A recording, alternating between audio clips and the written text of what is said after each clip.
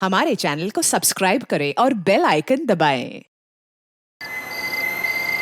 मैं कब से तुमसे कुछ पूछ रहा हूँ और तुम हो कि मेरी बात का जवाब ही नहीं दे रही हो। क्योंकि मैं नाराज हूँ तुमसे। तुम्हारी इस नाराजगी की वजह जान सकता हूँ? शादी में कितने लोग मेरी तारीफ कर रहे थे कि मैं सुंदर लग रही हूँ, मैं अच्छी लग रही हूँ, और तुम हो, तुम्हारे पास तो 2 शब्द तक नहीं है ना अपनी बीवी की तारीफ में। भाई, तारीफ उसकी की जाती है जिसकी खूबसूरती शब्दों में बयान की जा सके, और तुम्हारी तारीफ के लिए मुझे शब्द ही नहीं मिलते।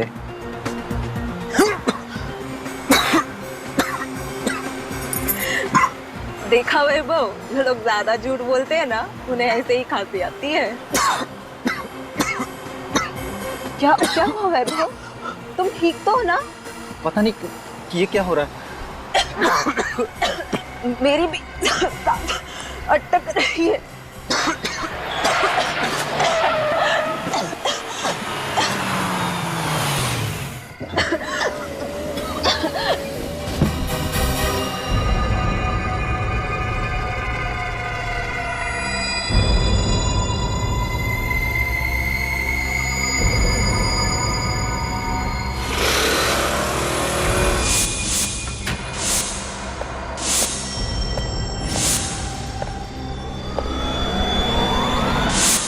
अभिजीत, 25 और 26 को सिंगापुर में क्रिमिनल साइकोलॉजी पर एक बहुत बड़ी कॉन्फ्रेंस है। मैं चाहता हूं कि तुम और दया वहां होकर आओ। Good morning sir. मॉर्निंग। तुम दोनों इतनी जल्दी सुबह सुबह? सर मैं तो बस अभी अभी आई, पर पंकज शायद कुछ ज्यादा ही जल्दी आ गए हैं। अच्छा। सर मुझे थोड़ा जल्दी घर जाना है। नहीं नहीं, काम करो, जाओ जल्दी। लैपटॉप का पंकज क्यों आया था इतनी जल्दी? क्या कर रहा था वो? सर एक्चुअली जब मैं ब्यूरो में आई तब मैंने देखा कि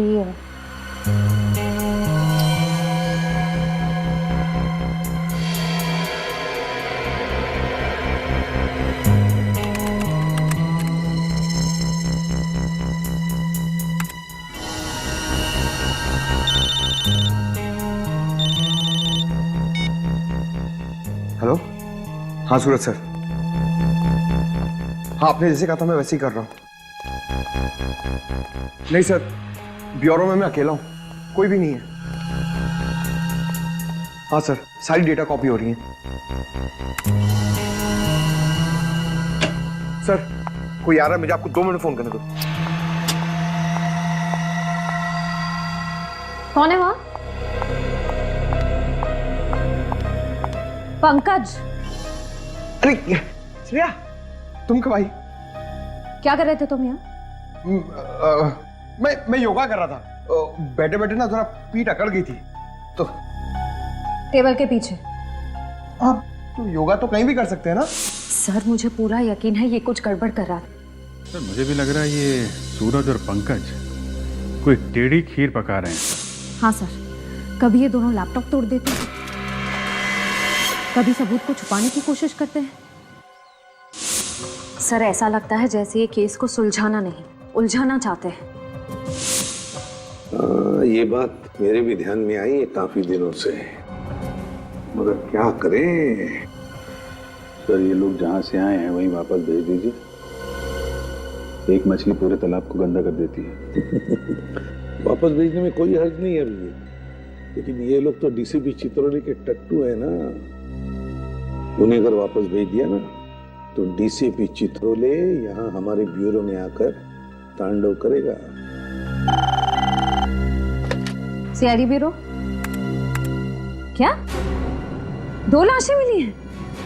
कहाँ पे?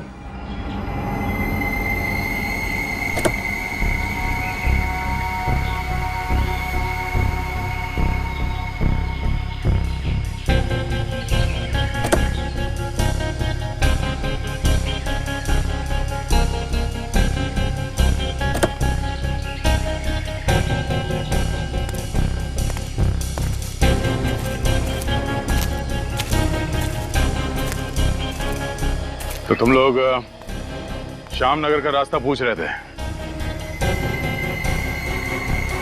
वो सर हम लोग रास्ता भटक गए थे, तभी मैंने ये गाड़ी देखी। दीपक स्टॉप द कार। क्या हुआ? वहाँ एक कार खड़ी है, शायद कार वाले को पता हो कि श्यामनगर का रास्ता कहाँ पड़ेगा। हाँ, उससे पूछते हैं। Good idea. मैं देखता हूँ।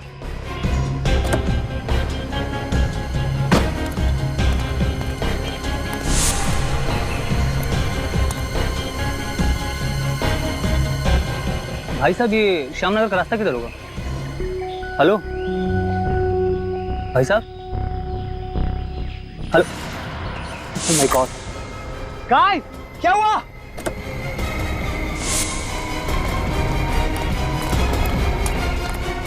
क्या हुआ?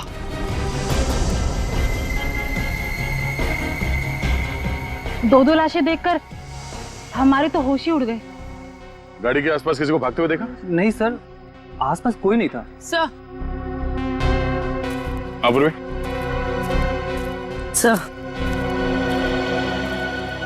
सर, इसके कान पे ये जो निशान है, लगता है किसी ने ईयररिंग खींच के निकाला है।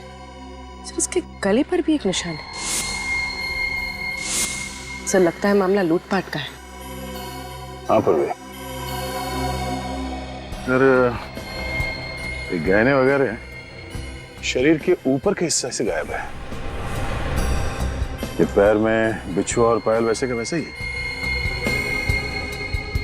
मतलब खूनी गाड़ी के खिड़की से उसने इस जुर्म को अंजाम दिया है।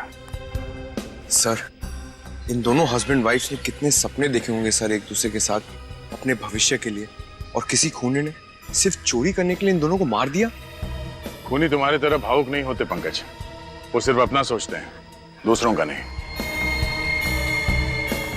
इस शरीर पे कहीं भी चोट या जख्म का कोई निशान नहीं है।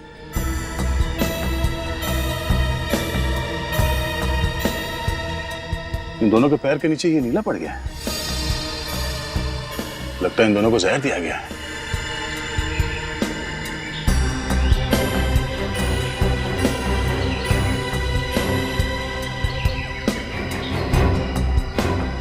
सर,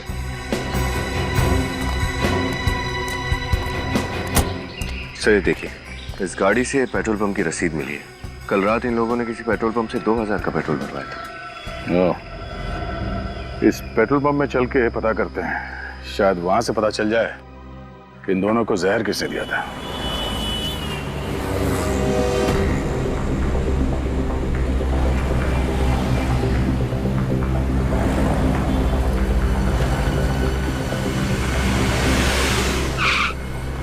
बोलो साहब, कितने का डालूं? आज सुबह ही टैंक फुल किया है। इतना जल्दी पेट्रोल खत्म हो गया? गाड़ी का एवरेज खराब है क्या? सीआईडी की गाड़ी का एवरेज बहुत अच्छा है। फिलहाल तुम इस गाड़ी के बारे में बताओ। हाँ साहब, ये पर्ची तो हमारे यहाँ की है। हाँ, इस कार में पेट्रोल कल रात यहीं पे डाला गया था। हाँ साहब, भराया तो था।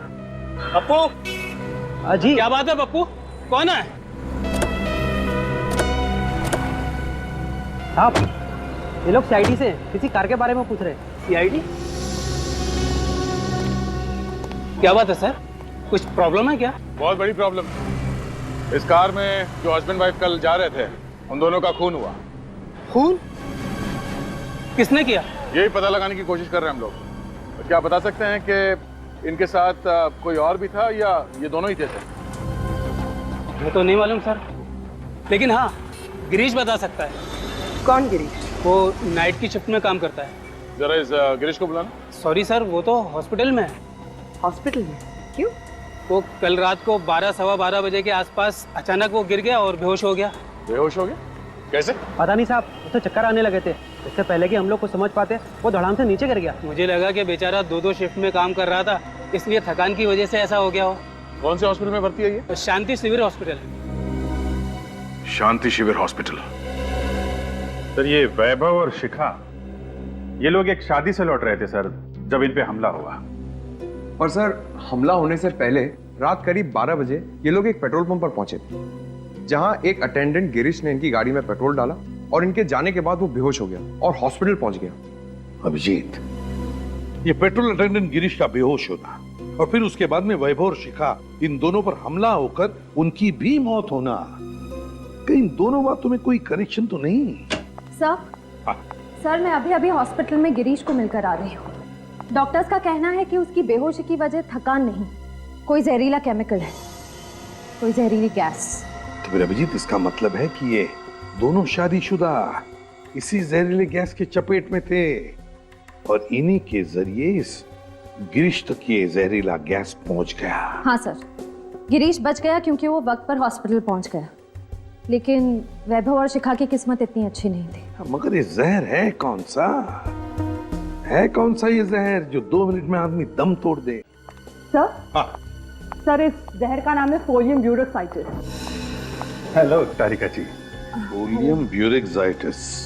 हाँ सर, ये जहरीला केमिकल मुझे वैभव और शिखा के फेफड़ों से मिला है।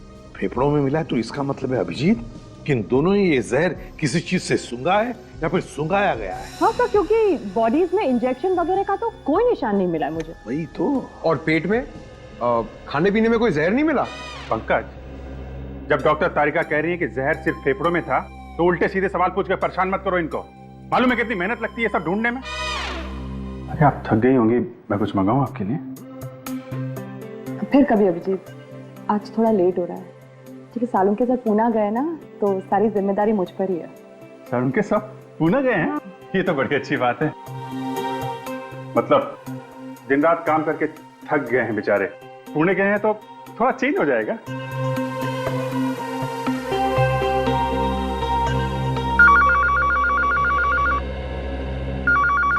हेलो, 2 खून कहाँ पे?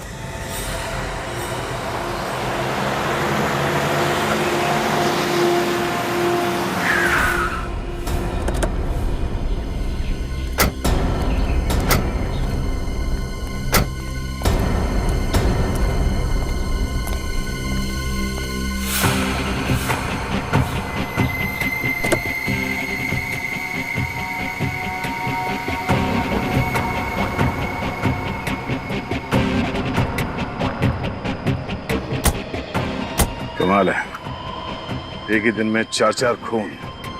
मैंने भी ठीक वैसे ही मारा गया जैसे वैभव और शिखा को।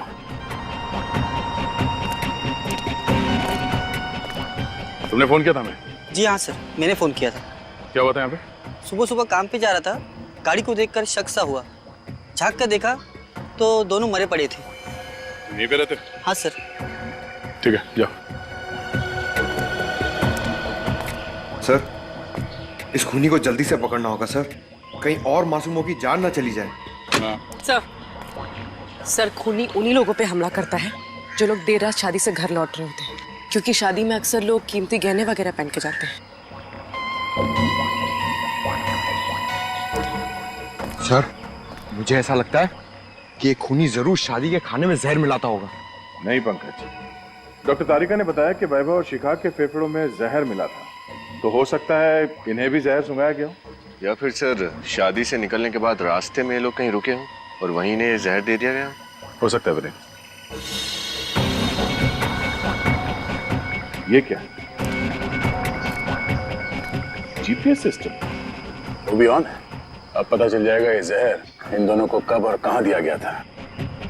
वो कैसे सर? पंकज, ये जीपीएस टेक्निक लोग गाड़ी चलाते वक्त इस्तेमाल करते हैं ये जानने के लिए कि मंजिल तक पहुंचने के लिए कौन सा रास्ता सबसे अच्छा है, कहां पे कम ट्रैफिक होता है। इस जीपीएस सिस्टम से हमें ये तो पता चल ही जाएगा कि ये गाड़ी इस रास्ते पे आई कहां से और ये कहीं पे रुकी थी या नहीं। सर? हाँ सर, जीपीएस कंपनी से उस दूसरे कपल की कार का रिकॉर्ड मिल गया। चलो दिखाओ जल्दी।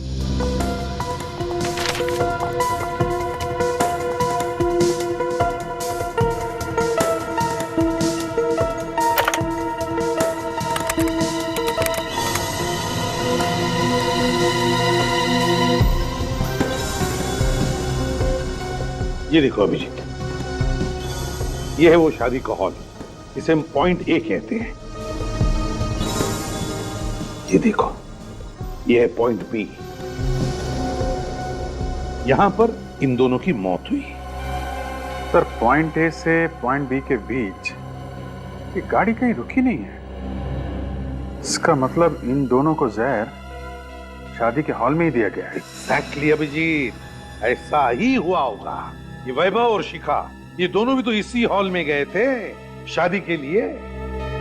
अभिजीत, इसका एक ही मतलब हो सकता है, कि वहां पर कोई तो है वहां प्रज्ञा बैंक्वेट्स में जिसने इन लोगों को ये जहर सुंघाया है किसी तरह से।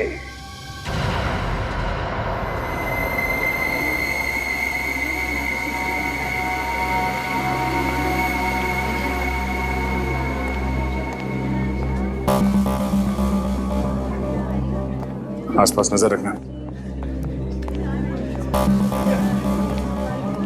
अरे प्रकाश जी नमस्ते। ओ आइए सर, हम कब से आप ही का इंतजार कर रहे थे। कैसे हैं आप?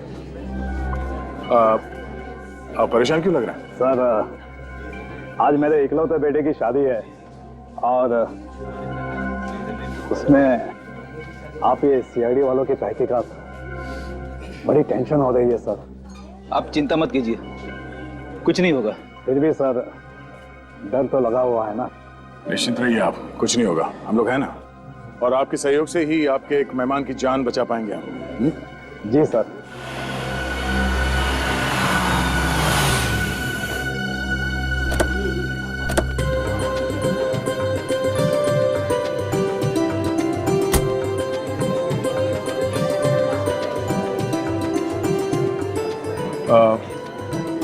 हम लोग दूल्हा दुल्हन से मिल लेते हैं। नमस्ते। बधाई हो कुमार साहब। आइए आइए ऋषभ जी, रचना जी वेलकम। Thank you. बेटे की शादी बहुत बहुत मुबारक। धन्यवाद जी, आप अपना कीमती वक्त निकाल कर यहाँ पर आए, हमारे लिए तो ये बड़े सम्मान की बात है। अरे कुमार साहब आते कैसे नहीं, शादी जैसे बंधन में इंसान रोज रोज थोड़ी फंसता है ना? अच्छा, खूब समझ रही हूँ आप क्या कहना चाह रहे हो। अब चले, दूल्हा दुल्हन से नहीं मिलना है। चलिए प्लीज। नमस्ते साहब। नमस्ते मैम साहब।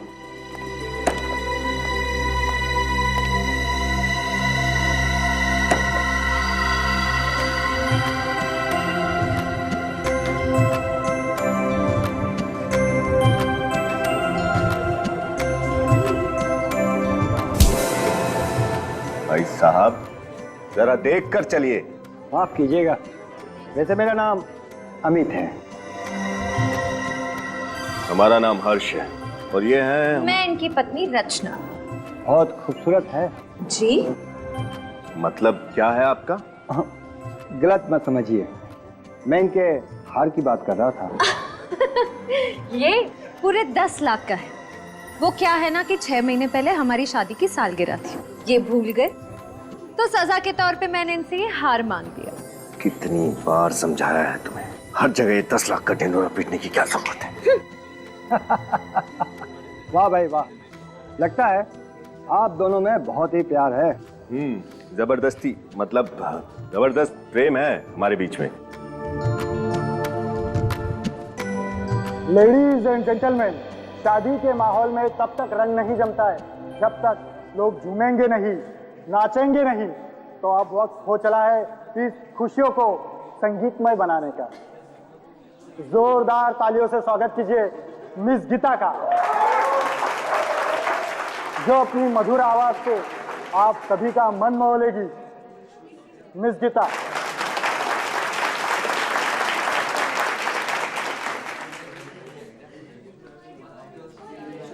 ये लीजिए।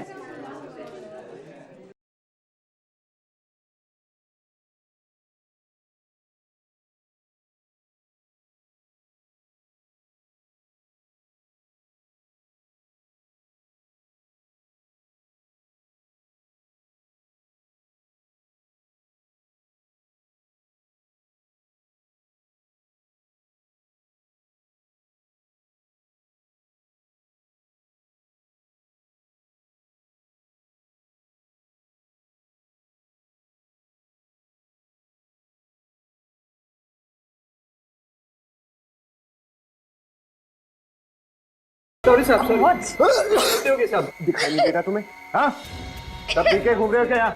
इसे देखो, हमसे आगे टकरा रहा है यहाँ। भाई वो जहरीला केमिकल इन फूलों में तो नहीं है? ये सब गलती होगी सब। क्या किया ये? सब मैंने जानबूझ के नहीं किया सब। गलती हुई है, जानबूझ के किया, पता चल जाएगा। इन जहरीले फूलों से लोगों की जान लेता तू, हाँ? और फिर उन्हें लूटता है। साहब आप कैसी बात कर रहे हैं साहब? मैं वेटर हूँ सर, मैं खूनी नहीं हूँ साहब। चुप।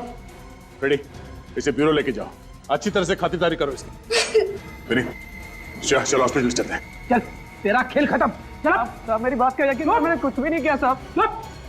ये सब क्या था कुमार जी? कुछ नहीं, अब सब ठीक हो जाएगा।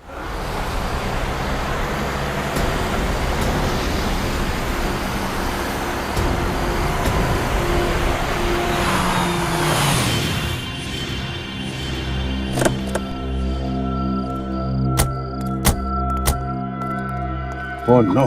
फ्रेडी, ए, उठ। सर, निखिल, तुम दोनों को जल्दी हॉस्पिटल ले जाना पड़ेगा। निकालो उन्हें। सर।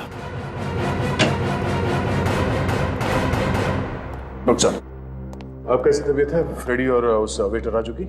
इन्होंने शायद कोई जहरीली गैस सूंघ ली थी, जिसकी वजह से वो बेहोश हो गए, लेकिन अभी वो खतरे से बाहर है। हम फ्रेडी से मिल सकते हैं? देखिए, फिलहाल वो होश में नहीं है। मैंने उन दोनों को नींद का इंजेक्शन दिया है, दोपहर तक होश आ जाएगा। ठीक है डॉक्टर, थैंक यू।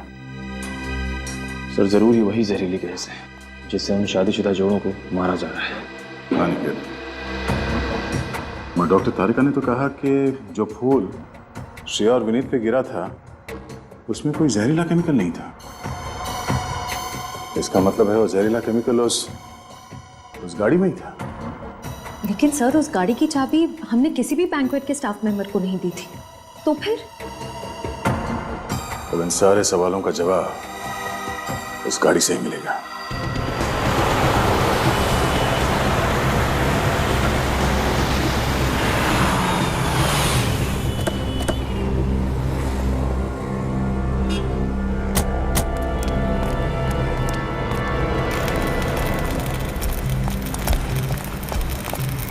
कुछ पता चला किशोर? गाड़ी के अंदर वो जहरीली गैस कहां से गई होगी? नहीं साहब, मैकेनिक की नजर से देखकर लगता नहीं है कि इस गाड़ी से किसी ने छेड़छाड़ की है। सब कुछ एकदम बरोबर है। तुमने अच्छी तरह से तो चेक किया है ना, बारीकी हाँ से? साहब, एकदम बरोबर है।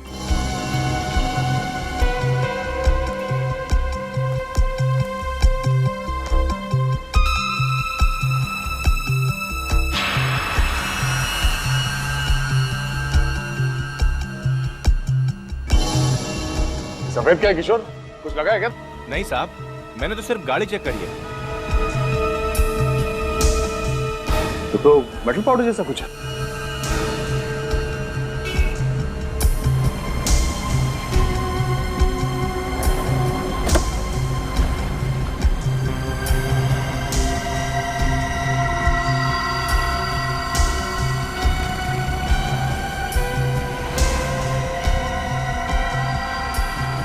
ओह, तो ये चक्कर है। क्या है सर? देखो, खुद ही देख लो।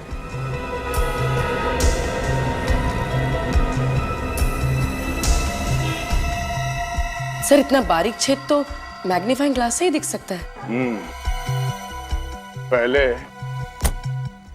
पहले यहाँ दरवाजे पे किसी ने ड्रिल मशीन से छेद किया और फिर उस छेद के जरिए अंदर वो जहरीली गैस डाल दी गई। लेकिन सर, ये ड्रिल मशीन तो बिजली से ही चलती है ना?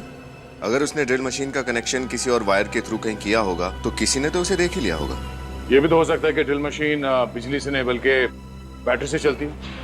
सब कुछ पोर्टेबल है। हेलो, हाँ बोलिए। क्या? निशान? अच्छा, ठीक है, उसकी फोटो, एड्रेस, सेल नंबर और सारी डिटेल्स मुझे भेज दो। Okay, thank you. क्या हुआ सर? प्रज्ञा बैंक्वेट हॉल का दरबान निशान वो गायब है। ना वो काम पे आ रहा है, ना ही फोन कॉल उठा रहा है। सर, ये सब किया धरा उस निशान का ही तो नहीं है? अब ये तो उस दुकान से ही पता चलेगा जहाँ पे ये खास बैटरी वाली ड्रिल मशीन मिलती है। पता करो कहाँ कहाँ ऐसी ड्रिल मशीनें मिलती हैं। निखिल, लगता है ये वही डिस्ट्रीब्यूटर है जो वो ड्रिल मशीन बेचता है। चलो। सुनिए, हम लोग सीआईडी से हैं, आपसे कुछ पूछताछ करना चाहते हैं। बैटरी से चलने वाली शक्तिशाली ड्रिल मशीन्स पूरे शहर में सिर्फ आप ही की दुकान पे मिलती है ना? जी होलसेल की बस मेरी ही दुकान है उन ड्रिल मशीन्स की, और कहीं नहीं मिलेगी आपको। तो जिन दुकानों को आप ये मशीन्स बेचते हैं, 1-2 पीसेस तो बेचते नहीं होंगे, कम से कम 15-20 पीसेस बेचते होंगे। जी बिल्कुल। तो पिछले कुछ दिनों में आपने इस तरह बैटरी से चलने वाली ड्रिल मशीन अगर बेची है तो किसको बेची, याद है कुछ आपको? सर मैंने तो नहीं बेची, लेकिन मेरी दुकान पे एक छोटू नाम का लड़का काम करता था। उसे एक ग्राहक ने 500 रुपए ज्यादा का लालच दिया, उसे उस मूर्ख ने बेच दी। छोटू, बुलाओ उसे। जी मैंने उसे निकाल दिया। काम से निकाल दिया? तो क्या आप उस ग्राहक को पहचानते हैं? जी बिल्कुल, वो पहले मेरे पास आया था। जब मैंने उसे मना कर दिया तब शाम को दोबारा आया। जब मैं दुकान पे नहीं था तब छोटू ने उसे दे दी। ये यही था वो?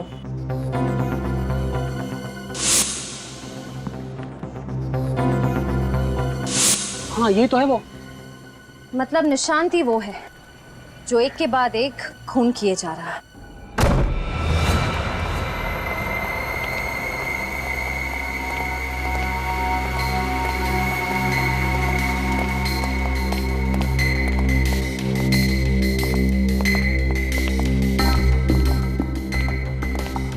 लगता है अपने परिवार के साथ 9 तो 11 हो गया। तलाशी लो घर की अच्छी तरह से।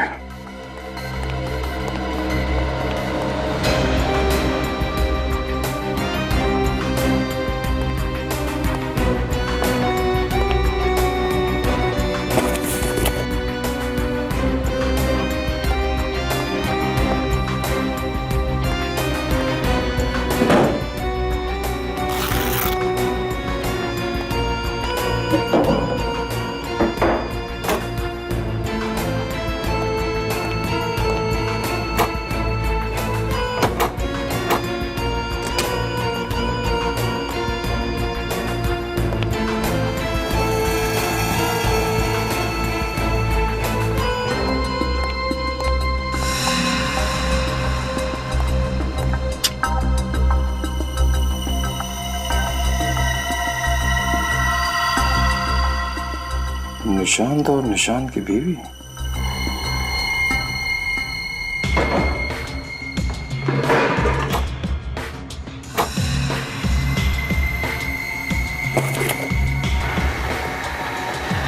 तो ये है वो पोर्टेबल ड्रिल मशीन जिसे उस कार के दरवाजे पे छेद किया गया। सर। हाँ विनीत। सर ये देखिए, नई वॉशिंग मशीन, नया टीवी और सारा नया नया सामान खरीदा है इस निशांत ने।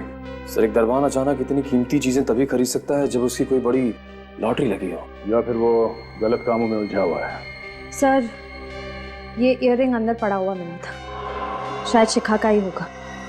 लगता है निशांत घाई घाई में सामान पैक करते समय ये इयररिंग पैक करना भूल गया।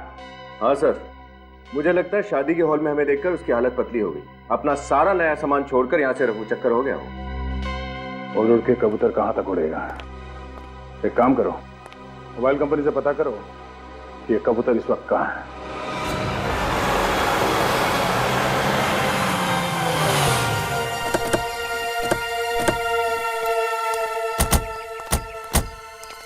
सर, आखिरी बार निशान का मोबाइल यहीं पर था। यहाँ पे ये देखो।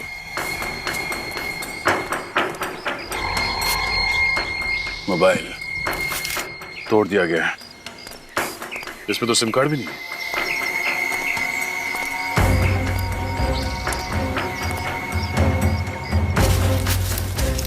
सर। हाँ देखिए सर, फावड़ा पड़ा हुआ है, मिट्टी भी लगी हुई इस पर ताजी। एक काम करो, आसपास देखो कहीं खुदाई का काम हुआ है क्या।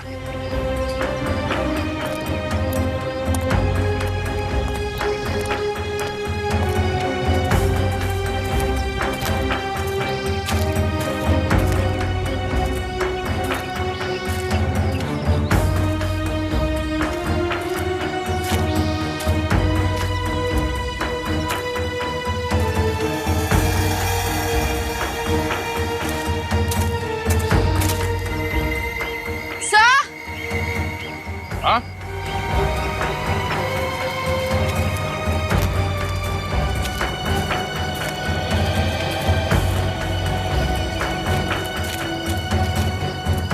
सर ये देखिए, सर यहाँ मिट्टी खुदी हुई है। खोदो यहाँ।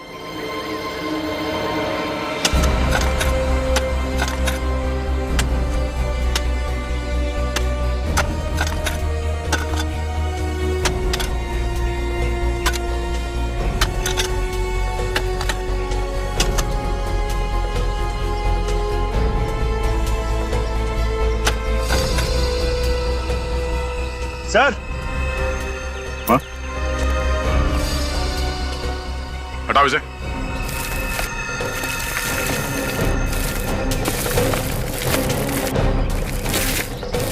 एक मिनट, लाश है, बाहर निकालो उसे।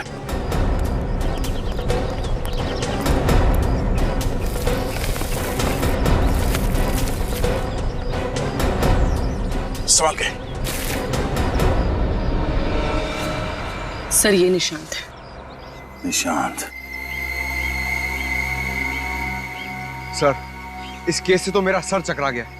अब इस निशांत को किसने मारा होगा?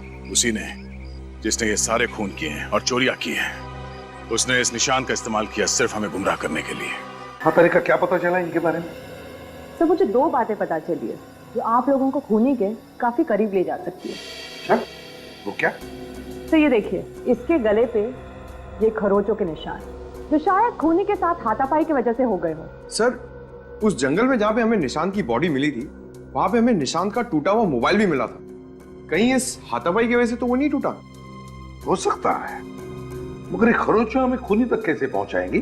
क्योंकि सर इन खरोचों से ये पता चल रहा है कि खूनी कोई लड़का नहीं बल्कि एक लड़की है। लड़की है? वो कैसे?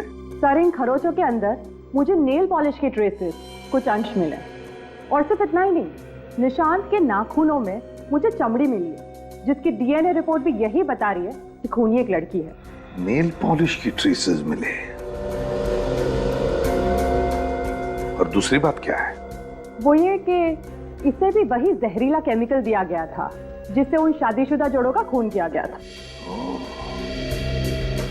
मतलब इस सारे के पीछे एक ही औरत है, एक ही औरत जिसने वो सबूत भी निशांत के घर में रखे और फिर इसे जंगल में बुलाकर मार डाला। और ये सारा का सारा काम इतनी सफाई के साथ किया कि पूरा शक निशांत पे जाए। सर हो सकता है इस निशांत की बीवी उसी औरत के कब्जे में हो सकता है श्रेया, हो सकता है, और हो ना हो ये कोई औरत ही है, उस होटल की स्टाफ मेंबर जिसने सारा खेल रचाया है।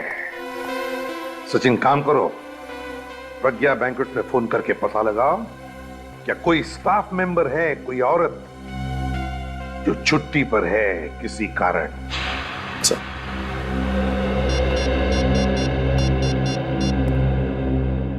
हेलो, हाँ मैनेजर साहब जी। अच्छा ये बताइए कि आपके फीमेल स्टाफ की कोई मेंबर कल से छुट्टी पे है क्या? जी क्या? ओके, आपकी मदद के लिए बहुत बहुत शुक्रिया जी, थैंक यू सर। मैनेजर के हिसाब से एक लड़की है जो कल अचानक छुट्टी पे निकल गई। मतलब कोई तो औरत है होटल की स्टाफ जो छुट्टी पर है।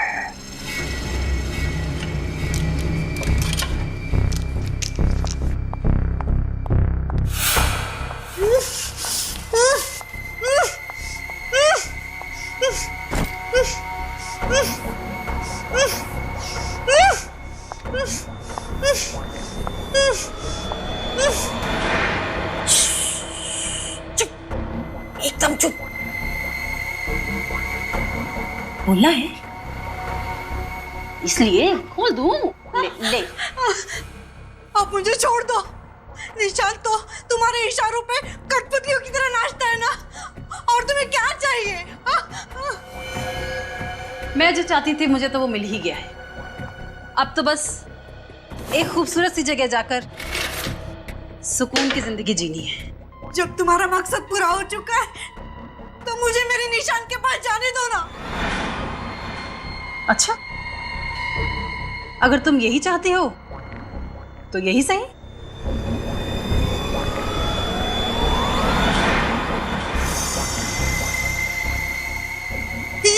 रही हो? ये क्या कर रही हो तुम? वही जो तू चाहती है। निशांत के पास जाना है ना तुझे? निशांत? कहाँ गया मेरा निशांत? क्या किया तुमने निशांत के साथ? मार डाला मैंने उसे। नहीं, नहीं, ऐसे नहीं हो सकता, ऐसा नहीं हो सकता। ये सच नहीं है ना? हाँ, नहीं, नहीं, नहीं, मत करो ऐसे, नहीं, मत करो ऐसे, मत करो ऐसे, मत करो तुम, नहीं,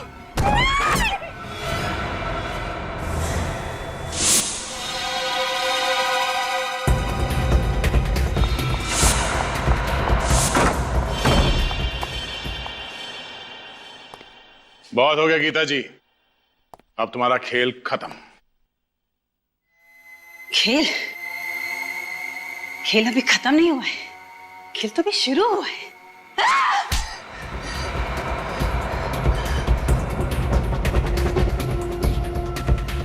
बहुत शौक चढ़ा है ना खेल खेलने का? हाँ, मैंने ही किया ये सब।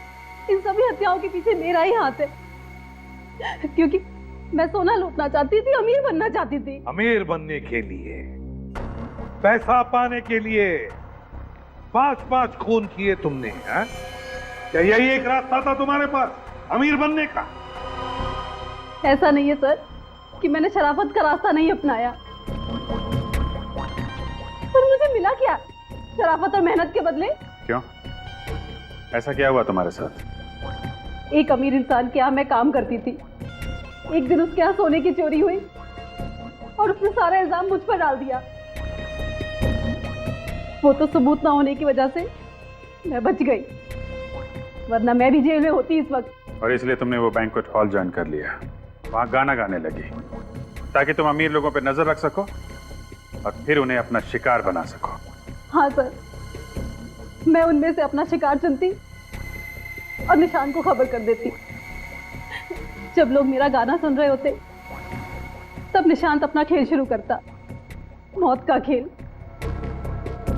वो पार्किंग लॉट में जाता और ड्रिल मशीन के जरिए कार में छेद करता। हाँ मैम साहब, हाँ ठीक है, काम हो गया मैम साहब। हाँ हाँ हाँ, देख लिया मैंने। Okay ma'am.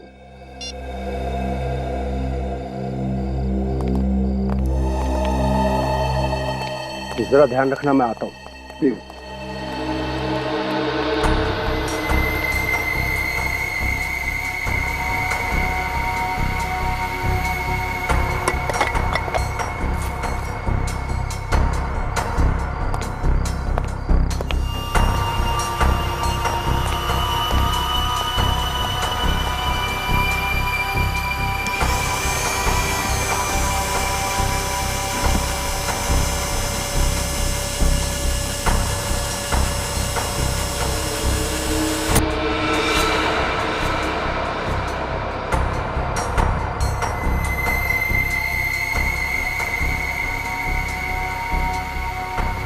जैसे ही हमारी चुनी हुई कार शादी से निकलती, मैं और निशांत उसका पीछा करने लगते।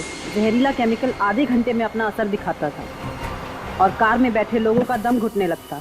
वो लोग खिड़कियां खोल देते ताकि खुली हवा में सांस ले सके, और तब मैं वहां पहुंचकर उनके सारे गहने और जेवर लूट लेती थी। निशांत तो तुम्हारे लिए काम कर रहा था ना, फिर उसे क्यों मारा तुमने? सारा दिमाग मैं लगाती, प्लान मैं बनाती, और आए दिन वो बस अपना हिस्सा बढ़ाने की बात करता। और वैसे भी मैंने तो उसे बस एक जरिए की तरह इस्तेमाल किया, एक मोहरे की तरह, ताकि सीआईडी का शक उस पर जाए। जब मेरा काम खत्म हो गया तो मैंने उसे भी मार दिया। वाह रे वाह, अगर इतना ही दिमाग, इतनी ही मेहनत किसी अच्छे काम के लिए इस्तेमाल करती तो वैसे ही पैसा कमा लेती, पर नहीं, 5-5 खून किए तुमने, तुम्हें तो फांसी ही होगी, फांसी। For more updates, subscribe to our channel, click the show links and enjoy watching the videos.